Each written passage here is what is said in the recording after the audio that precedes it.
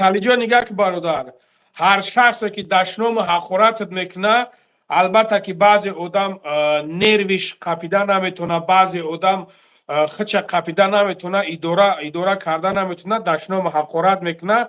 Но фаромӯш накун ки ҳар шахсияте ки дашном ҳақорат мекуна, ту бегуноҳ ҳастӣ, душмонаш дар очаи худаш меравад.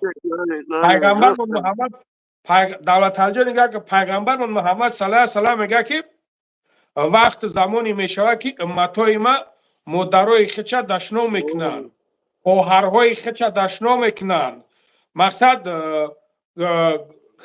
худшона дашном ҳақорат мекунанд. Замон ҳанами замоне ҳастае ки бародари азиз Давлаталиҷон анамиҷа ту худа даромадагӣ дар анамиҷа як кастра мегӯяд ки очата фалон мегӯяд, ё ки мегӯяд апата фалон, ё ки мегӯяд фалонат кунам, ё ки дар ҳаққи ягон тухмат мекунад, ягон чиз мекунад. Анами яқин бидон